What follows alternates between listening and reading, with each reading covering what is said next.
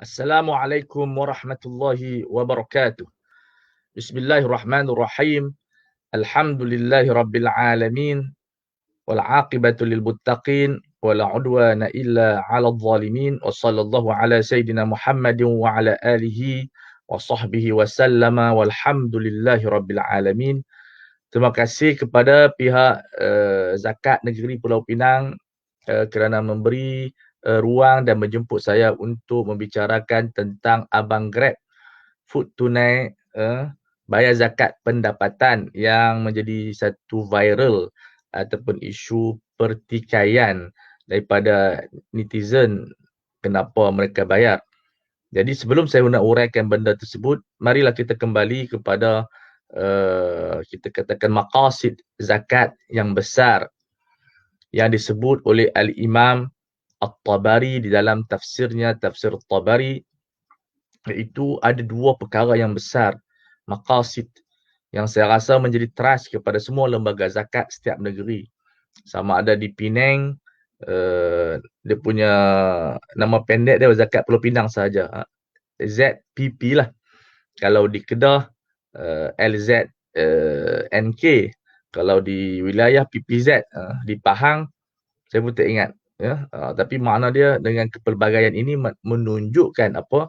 Menunjukkan betapa istimewanya zakat ini. Kalau tak istimewa, satu jabatan je. Tapi disebabkan zakat ini satu benda yang istimewa dalam Islam, salah satu rukun yang besar dalam Islam dan salah satu rukun yang besar dalam pembangunan ekonomi umat Islam, yang pembiayaan dalam bentuk kita katakan tidak perlu dikembalikan, tidak ada i'adah ataupun return, hanya diberikan kepada mereka yang mustahiqin, yang berhak, yang disebut oleh Al-Quran 8 asnaf. Jadi ada dua matlamat yang penting yang disebut oleh Al-Imam At-Tabari yang perlu kita letakkan sebagai satu guideline untuk kita memahami zakat dengan baik. Yang pertama, ighna'ul fuqara, itu mengayakan golongan fuqara dan juga masakin. Sebab mereka lah dua asas yang penting di dalam zakat, fuqara dan masakin. Al-fuqara maknanya mereka yang tidak ada pekerjaan, penganggur dan seumpama dengan dia. Al-miskin ataupun al-masakin, mereka yang ada kerja tetapi tidak mencukupi keperluan asasi mereka. Jadi mereka juga diberikan bantuan zakat kepada mereka. Dan yang kedua, i'zazuddin, iaitu kita memperkasakan agama kita. Jadi diberikan kepada al-mu'allafati qulubuhum. Mereka yang masuk Islam, yang masih lemah, diberikan bantuan zakat kepada mereka. Juga tafsiran di sana kepada mereka yang ada diharapkan dia nak masuk Islam. Tetapi mengikut kepada undang-undang di Malaysia, tak semua negeri melaksanakan benda tersebut. Namun tafsiran tersebut ada tafsiran daripada mazhab Syafi'i rahimahullah. Jadi untuk memperkasakan agama juga adalah matlamat zakat. Jadi bukan setakat dalam bentuk individu kepada fuqara, tetapi kepada agama kita sendiri. Sebab itu diberikan kepada orang yang berperang di jalan Allah.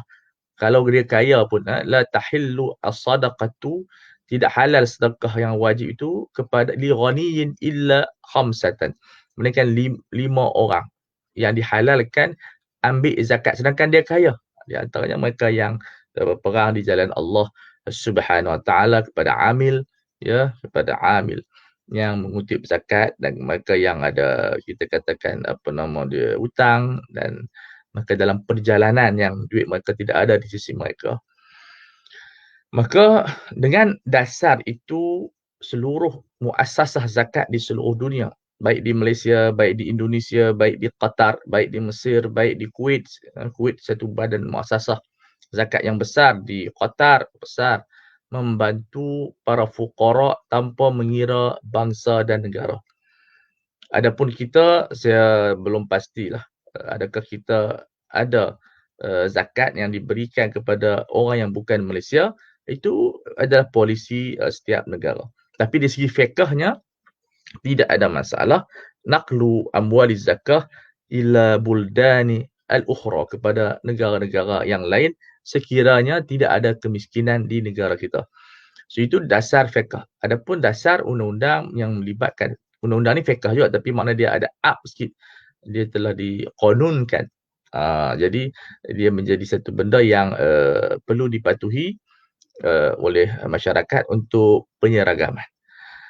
Maka dengan itu zakat bergerak sebagai satu mawarid iqtisadiyah, sebagai salah satu sumber resource kepada pembangunan umat Islam. Kerana di sana dalam mazhab Syafi'i ada dinamakan zakat pemberian modal, ya. Pemberian modal kepada peniaga-peniaga yang tidak cukup modal. Dia bagi capital, bantuan capital. Dan mereka bergerak sehingga kita katakan mampu untuk menjadi orang yang kaya dan membantu orang-orang miskin yang lain. Itu tujuannya. Fa idza a'taitum fa'aghnuhum. Kata Sayyidina Umar radhiyallahu taala anhu, bila kamu bagi zakat kepada orang miskin, kayakan mereka. So bila mereka kaya, mereka akan bagi zakat kepada orang lain pula. Jadi zakat ini merupakan satu kita kata institusi, satu badan yang luar biasa yang membantu fuqara sehingga mereka menjadi orang yang kaya. Kerana ar-rafahiyah, kekayaan ini adalah matlamat di dalam ekonomi, iaitu kita menyediakan kehidupan yang senang, yang mereka ini tidak lagi meminta sedekah kepada orang lain. Keperluan mereka cukup sehingga umur mereka 63 tahun, mereka dah ada kita katakan kecukupan. Sebab itu di sana kita ada EPF untuk membantu kita selepas kita pencen. Kita ada pelaburan di sana seperti ASB yang kita melabur untuk jangka masa panjang. Kita ada pelbagai resource yang kita boleh mempersiapkan diri kita daripada kemiskinan.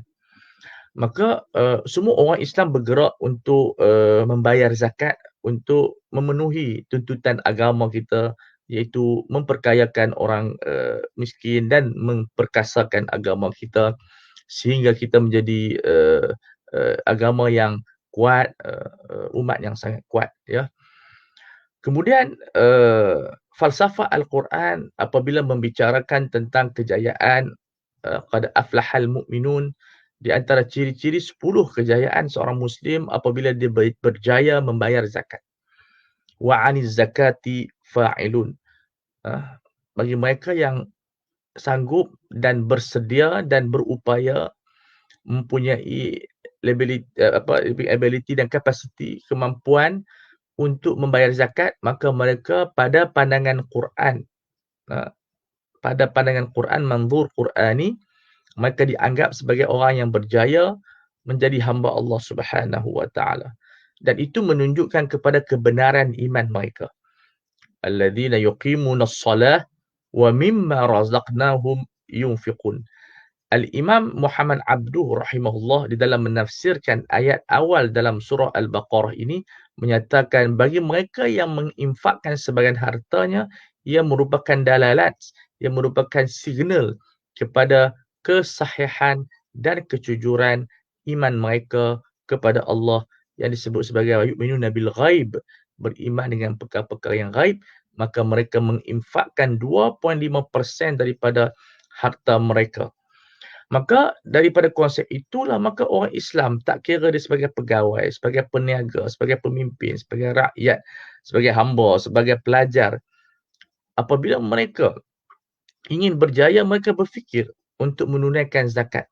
Dengan memahami konsep zakat ini, kewajipan itu mesti ada condition dia, syarat dia untuk yang kita kena fulfill, yang kita kena penuhi. Di antaranya adalah al-milkul tam, pemilikan yang penuh, full ownership. Harta itu milik kita. Yang mana harta itu ada dalam tangan kita, simpanan kita yang kita boleh keluarkan. Maka itu rukun yang pertama. Yang kedua, kita sebagai seorang Islam lah. Seorang Muslim, tak kira dia tu abang Grab ke, abang apa ke, abang bomba. Dia semua abang-abang lah. Abang Grab. Sebab orang tak panggil abang Ustaz, abang Mufti. Tapi boleh buat upgrade sikit lah nak bagi mesra rakyat. Tapi abang-abang ni semua, abang polis lah, abang bomba. Abang Ustaz tak ada lagi. Abang Mufti tak ada lagi. Tak ada istilah tu lagi. Abang Zakat. Mungkin boleh tukar kepada abang Zakat mesra lah. Lebih kepada innamal mu'minuna ikhwatun. Orang Muslim itu adalah ikhwah. Itu satu hubungan yang bersifat agamawi.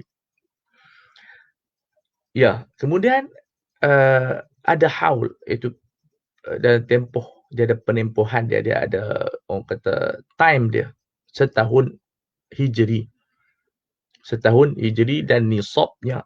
Nisab adalah sejumlah kiraan wang ya yang mencapai tahap 20 dinar emas, dan sekarang ni kadarnya ditentukan oleh pusat zakat setiap negeri. Kalau di Selangor hampir 15,000, kalau di Kedah hampir 15,000. Saya tak tahu di Penang berapa.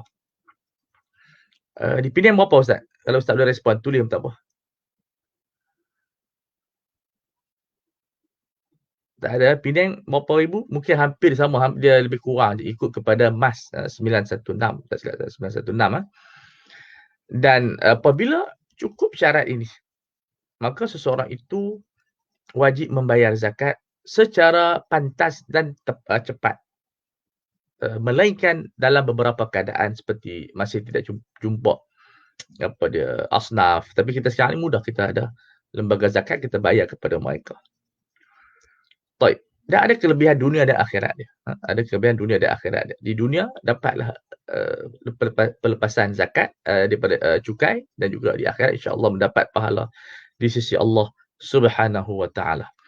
Namun muncul di sana istilah yang lama tapi tidak gemar, tidak masyhur di kalangan kita, yang dinamakan sebagai zakat al-malil mustafad.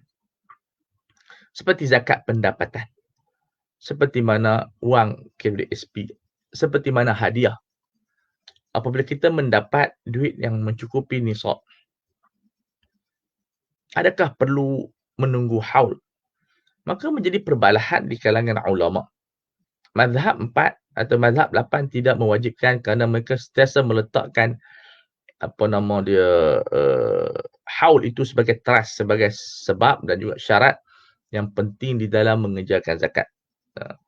Kemudian melainkan di sana ada mazhab seperti Muawiyah ibnu Abi Sufyan radhiyallahu taala anhu yang mengenalkan zakat al-malil mustafad walaupun tidak cukup setahun, dikiaskan kepada zuru', tumbuh-tumbuhan dan buah-buahan yang bila cukup nisab seperti padi, tidak perlu kepada apa nama dia haul. Dan dia dipilih oleh ramai ulama juga di dunia, seperti Syekhuna Al-Qaradawi, melihat kepada suasana keadaan, ya, tapi bukanlah makna benda itu satu benda yang kuat. Dan dipilih oleh kebanyakan negeri di Malaysia ni, Selangor, wilayah Penang, Kedah, mereka Perak pun, saya tak pasti Perak dia wajibkan tak. Maka menjadi perbincangan yang hangat. Pada pandangan saya, dari sudut dalil dan kekuatan, sudah tentu zakat al-mal mustafad ini tidak kuat berdasarkan hujah qiyas yang ma'al farid, yang seumpama dengan dia. Tetapi di sana kita kena faham, fiqh zakat ini dia terikat dengan siasah syar'iyah. Terikat dengan siasah syar'iyah, maksud polisi polisi kerajaan yang nak memperkasakan kita katakan syariat kita, maka mereka memilih pandangan yang dhaif ini. Maka pendapat yang dhaif ini menjadi kuat kerana dipilih oleh kerajaan. Dipanggil apa? Hukmul hakim yarfa'ul khilaf. Ya, apabila pemerintah memilih pandangan yang lemah daripada fiqh Islami, maka ia menjadi pendapat yang kuat dan wajib dipatuhi bila kita ingin membayar zakat. Maka ulama menyediakan kaedah untuk membayar zakat apa nama dia pendapatan ini dalam dua cara. Nak bayar untuk setahun pun boleh, dia simpan-simpan, nak bayar bulanan pun boleh. Seperti ini dibuat oleh banyak tempat negeri, dia kutip tiap-tiap bulan. Walaupun gaji mungkin dah 2-3 ribu, tapi dia kutip juga. Saya pun buat macam tu, gaji saya tak besar pun, tapi kita bayar tiap-tiap bulan. Sebab kita jangka setahun tu dah cukup lebih daripada 15,000. Walaupun di sana ada pertikaian apa nama dia, keperluan kita dan seumpama dengan itu, isu apa yang kedua lah yang saya tidak akan bahaskan di sini. Namun kita bayar. Kerana kita melihat segi data, peratus zakat pendapatan ini memberi sumbangan lebih kurang 70%. Ya, tak silap saya yang saya tanya sahabat saya di PPZ, hampir 70% sumbangan kepada umat Islam. Jadi dia satu benda yang tak boleh kita main-main. Maknanya kalau kita duk kata tak nak bayar zakat pendapatan, Teruk orang Islam kita nak tolong, tambah COVID-19 ini, ramai orang minta zakat, duk nampak zakat, jadi orang kata zakat tak bagi pula. Jadi zakat sangat bagilah. Cuma orang tak nampak, kadang orang ni dia tak nampak. Sangat bagi. Saya pernah jadi duta zakat Pahang. Hampir 2 tahun juga. Jadi kita tahu apa yang mereka buat. Penat. Kita boleh tanya Ustaz Nazara, penat kutip zakat ni. Orang duk kutuk je. Ini satu masalah hubungan ijtimaiyah kita dengan masyarakat. Mereka tak nampak kerja-kerja ni. Sedangkan orang bertunggu lumus. Kutip zakat, tauziah, distribution dan sebagainya. Itu di antara benda yang masyarakat kena tahu. Kalau kita duk masih kata mazhab Syafi'i tak wajib apa semua tu, memanglah kita bincang si fiqh mazhab Syafi'i tu kuat, tapi dari segi praktikal dia masalah di zaman sekarang ni, kalau ulama-ulama Syafi'i yang dulu hidup pun dia akan tengok, oi, benda ni sangat penting untuk membantu ekonomi orang Islam. Kalau tak 70% lari. Kalau zakat Penang kutip 200 juta, tinggal berapa je zakat kalau dia tarik zakat pendapatan. Maka Abang Grab ini terasa untuk menyumbang. Mungkin dia dapat sebulan 3,000, kita tak tahu. Kadang hantar food tu banyak, orang bagi tip lagi, dia nak bagi zakat. Maka dia boleh bagi pendahuluan. Di sana kita ada ahkam ta'jil zakah. Boleh zakat dalam tempoh setahun kita bayar cepat. Tak ada masalah. Mungkin dia berkata Abang Grab. Dia bukan masalah istilah Abang Grab. Dia masalah dia ada tak nisab, ada tak nisab dia. Sama ada sekarang ataupun tempoh setahun. Ada, bayar.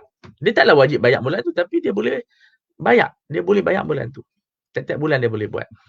Dia bukan kira orang, dia kira Islam. Kalau orang gila tu ada duit 1 juta, wali dia yang jaga kena bayar. Kanak-kanak, anak yatim. Oh, kita nampak kesian ambil harta dia. Bukan masalah dia, tapi harta itu adalah ada hak yang perlu diberikan kepada fuqara. 25% saja, bukan macam cukai 20-25 itu banyak. Tapi saya harapkan cukai ni kalau di-review jangan tinggi sangat pun okey sebenarnya. Tapi tak apalah, tu kerajaan kita saja bagi cadangan dia. Kaji di segi orang kata apa, numbers tu. Tapi mungkin itu keperluan zaman sekarang ni sebab di sudut pembelanjaan kerajaan pun cukai pembelanjaan gaji kerajaan saja setahun mencecah 70 bilion. Yang ini benda ni masyarakat kena tahu. 70 bilion kerajaan terpaksa membelanjakan untuk bayar gaji pegawai kerajaan daripada PM sampai ke semua lah. Jadi mungkin itu yang ditinggikan untuk membayar apa nama dia cukai yang tinggi. Tapi semua benda boleh dikaji. Makna dia 5 tahun sekali review. 5 tahun sekali review. Kalau rasa kekal tak apalah. Cuma kita ni manusia sentiasa berfikir untuk kebaikan semua. Jadi Abang Grab tu dia rasa tak bayar. Apa yang masalah dia? Sebab zakat bukan kira Abang Grab. Kalau orang gila pun kita kena bayar. Dan sebelum yang terakhir, mungkin ada soalan saya nak tekankan di sini, iaitu kalaulah zakat itu tak sah. Dia bagi tu zakat tu tak sah. Sebab tak cukup nisab. Dia dapat pahala sedekah. Waqa'at naflan. Dia dapat pahala sedekah. Dia tak banyak sembahyang. Ya. Sembahyang ni ibadat yang khusus kita buat tak cukup syarat, makna dia habislah. Ya. Tapi zakat ni kalau buat bukan kena dia, orang tu pun tak cukup syarat dan seumpama dengan dia, waqa'at naflan. Jadi pahala sunat. Tapi kalau kerajaan PPZ nak kembalikan pun tak ada masalah. Boleh kembalikan sebab dia bagi atas nama zakat. Ya. Tapi kalau tak nak kembalikan pun tak apa. Masuk dalam tabung sedekah. Kalau di tempat negeri dia ada dipanggil food bank, dia masukkan di situ sebagai tabungan dan seumpama dengan dia. Jadi sebenarnya tak ada masalah bagi duit ni kurang lebih dan sebagainya seumpama dengan dia, janji sampai kepada fuqara. Kalau zakat, dia kena cukup nisab. Kurang kita tambah. Tapi kalau sedekah tak ada masalah. Jadi walaupun isu ni menjadi viral, mungkin orang tu kesian kepada dia, tapi itu niat dia tu ikhlas. Yang kita puji dan kita nak semua orang. Saya, tuan-tuan dan perempuan, kita berusaha untuk bayar zakat. Kalau boleh tahun ni, siapa yang ada lebih, bayarkan segera sikit. 6 bulan awal pun tak apa. Sebab sekarang ni semua lembaga zakat memerlukan wang. Kadang-kadang defisit dah. Banyak dulu 60,000 orang yang mendaftar untuk penerima zakat, lajak sampai 100,000, lajak sampai 80,000. So ini satu benda yang perlukan kepada kefahaman yang zakat yang lebih luas, maka saya ucap tahniah kepada Abang Grab dan semua Abang Grab macam tu. Kalau ada pendapatan kadang-kadang mereka buat banyak job, 4,000 sebulan, 5,000 sebulan, elok bayar zakat dan insya-Allah di waktu Syahada Id ini kita bagi sedekah, bagi zakat, insya-Allah Allah Taala buka lagi futuhat. Kerana itu yang akan mengangkat bala. Ketika bala menimpa, yang dapat mengangkat bala kata ulama ialah sedekah. As-sadaqatu tudfi'u ghadab ar-Rahman. Sedekah itu memadamkan kemurkaan Allah Subhanahu Wa Taala. Jadi sekian dahulu saya buka soalan kalau ada soalan. Wassallallahu ala sayyidina Muhammad wa ala alihi washabihi wasallama. Walhamdulillahirabbil alamin. Wassalamualaikum warahmatullahi wabarakatuh.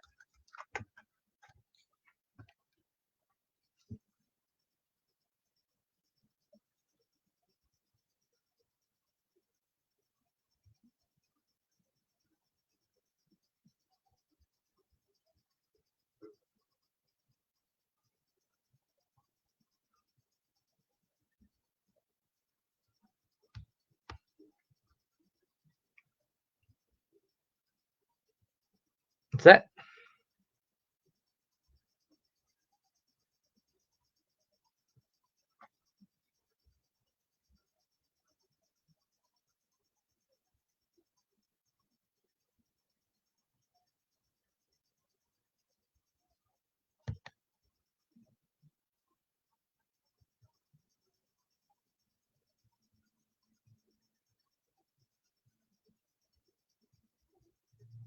Dengar tak?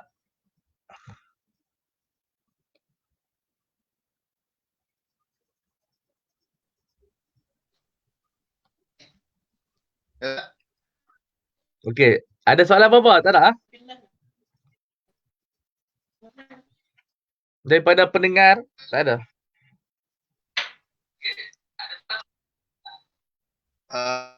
Setakat ni kami masih tunggu daripada pendengar-pendengar, Ustaz. Okey. Sebutlah ya. Yang ni depa rekod kan? Depa rekod kan? Live, Ustaz, live. Video ni rekod tak? Depa tak rekod? Live. Rekod. Okey, bagus. Ustaz Nah, kalau ada soalan kita Baik. tunggu daripada tuan-tuan dan perempuan yang duk mendengar ni, kalau ada soalan boleh komen insya-Allah.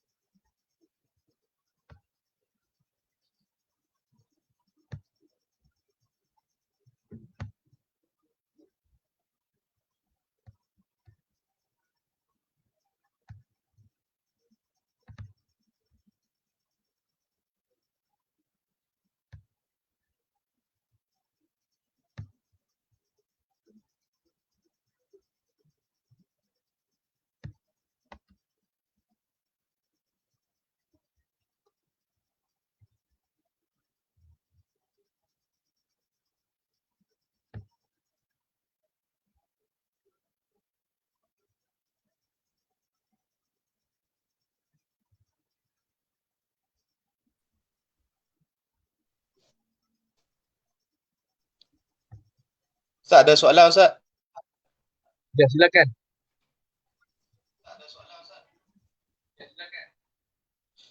Ada orang tanya, kalau abang GrabFood, dia bayar untuk isteri dia punya zakat.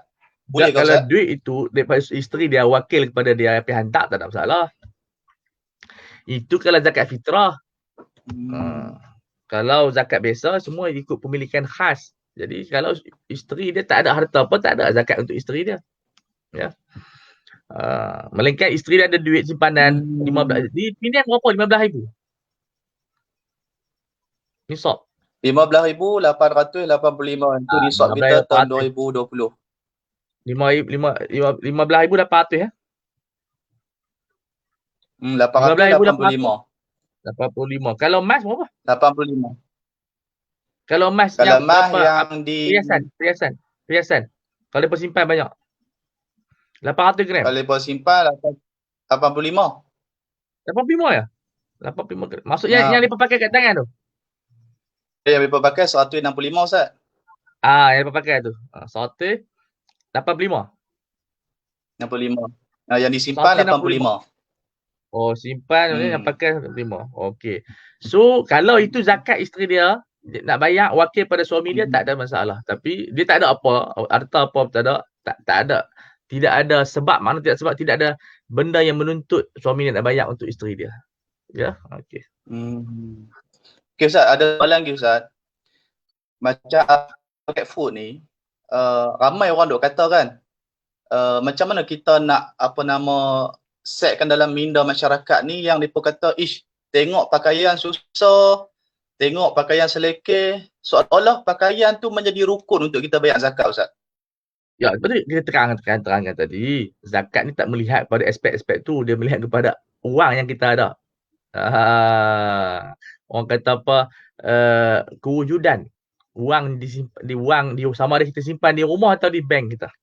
Itu dia punya sebab dan syarat dia, bukan dia patut pakai short pendek. Kalau dia pakai short pendek pun tak ada kesan apa. Sebab kita sebut tadi orang gila pun kalau ada wang kena bayar zakat juga. So masyarakat kena faham penilaian zakat bukan pada pakaian, pada kita katakan kewujudan wang yang ada di tangan seseorang. Ya, katakan dia umur 100, kesian baju tu 100 kena bayar zakat. Bukan masalah 100. Masalah ni kata ulama, az-zakah haqqul mal. Dia bukan hak manusia, hak harta.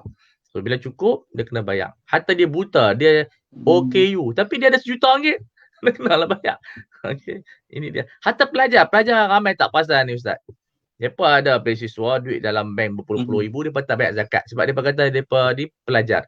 Tidak, tak betul kefahaman tu. Sama ada pelajar ataupun dia siapa, tetap kena bayar zakat, ya. Okey Ustaz, soalan yang terakhir Ustaz. Ya. Dia tanya, Ustaz, boleh ke kami bayar zakat terus kepada Asnaf, kami tak bayar melalui amil yang dilantik? Maksudnya nak bayar terus je. Macam mana tu Ustaz? Ya, di segi fiqh sah, tapi di segi makro fiqh tak bagus. Kalau sikit okeylah, tapi kalau tak bagi langsung kepada pejabat zakat, tidak mencapai maqasid syariah. Ya, kita kena ingat macam mana kita buat hebat, macam mana pun kita bantu, kalau kita bersifat bersendirian, tak mencapai matlamat. Zakat disusun oleh muassasah dan institusi, baru dia mencapai matlamat. Ya, ini yang orang Islam kena tahu. Baguslah, siapa nak buat sumbang individu buat, tapi jangan lupa bagi pada, itu pesanan saya, jangan lupa. Saya pun bagi ada zakat, kita bagi individu. Kalau anak buah kita bagi juga. Tapi kena bayar dekat PPZ tu. Dia kena bayar. Sebab dia melihat kepada makro. Ya. Tapi di sana ada orang yang anti institusi, yang ni yang masalah ni. Saya harap orang Islam jangan anti. Jangan tertipu dengan orang lain. Maknanya dia jangan kita tengok orang lain derma pusat zakat tak bagi. Itu isu sebenarnya, itu yang saya jawab dulu masa di Pahang. Isu-isu yang orang tomah. Depa ni dengar daripada orang. Akhirnya orang tak nak bayar. Sebenarnya ramai lagi yang saya rasa kita boleh cari orang kutip zakat yang boleh bagi zakat kepada kita sebenarnya. Tapi disebabkan depa ni tak nak berinteraksi dengan lembaga zakat, akhirnya rugi. Bukan rugi lembaga zakat, rugi orang Islam sebenarnya. Lembaga zakat ni dia broker je, dia orang tengah je. Dia orang tengah. Tapi yang rugi orang Islam yang tak sampai kepada mereka bantuan-bantuan. Kita bukan larat nak pergi satu dunia. Kalau kita tengok, saya tengok zakat Kedah saja, sistem dia subhanallah. Dan saya yakin kombinasi kita akan kita sama-sama. Maksud sistem laporan semua lengkap. Kalau individu mana larat nak buat macam tu? Kalau kita seorang-seorang, boleh mungkin kita tolong seorang dua orang, boleh selesai masalah. Tapi kita tak boleh tolong masyarakat kita. Sebab tu kita kena berfikiran makro, jangan hanya mikro. Tak apa, bagi sebahagian tak apa, tapi jangan lupa. Itu kena bagi. Ini nasihat saya pada diri sendiri. Tapi sekarang ni alhamdulillah lah, sejak saya bekerja, sebab kita macam ni, kita belajar dulu zakat bagi kita. Zakat bagi itu semua lembaga zakat, bukan individu. Ya. So kita kena balas jasa balik. Jadi saya harap ustaz-ustaz, khususnya ustaz-ustaz ni lah. Kadang-kadang mereka balik, mereka minta derma juga. Tak apa lah minta derma, tapi jangan lupa bayar zakat kepada. Jangan dia buat ni kadang-kadang zakat parti lah, zakat. Itu semua adalah bid'ah-bid'ah yang wujud di zaman sekarang ni. Zakat fitrah pun berikat organisasi. Saya bukan anti parti, tapi saya tak setuju konsep zakat diberikan kepada parti. Dan itu rugi orang Islam. Bagilah banyak lagi boleh buat endowment ke apa, mereka buat lah benda. Tapi zakat bagi kepada pusat. Tidak buat apa kita ada lembaga zakat, baik kita tutup. Sebab kerja putih zakat ni, pengalaman saya bersama dengan tim, bukan satu benda yang senang lah, penat dan seumpama dengan dia. Elok pun tak banyak, bukan banyak. Okey. Baik jadi abang Grab. Jadi ini benda yang saya nak tekankan, sebab isu-isu ni benda yang selalu orang salah faham terhadap lembaga zakat. Wallahu a'lam. Okay, Ustaz, kita dah tak ada soalan. Mungkin Ustaz bagi kata-kata terakhir sebelum kita habiskan kita punya live Fiqh Zakat pagi ni. Ya, mudah-mudahan kita hari ni hari Jumaat kita banyakkan selawat kepada Rasulullah sallallahu alaihi wasallam sebagai miftahul khairat, kunci kepada pembukaan bala kita, kunci kepada untuk kita dapat kesenangan, kunci kepada pintu rezeki. Banyakkan selawat kepada Rasulullah sallallahu alaihi wasallam. Di zaman kita sekarang masing-masing cari rezeki, jangan kita lupa sembahyang duha, paling kurang 2 rakaat, tapi bagus 6 atau 8 rakaat. Kemudian sembahyang witir 3 rakaat, kemudian kita sembahyang solat fajar 2 rakaat. Mudah-mudahan membuka pintu rezeki kepada kita. Untuk apa kita bayar zakat dan kita bantu orang, insya-Allah. Assalamualaikum warahmatullahi wabarakatuh.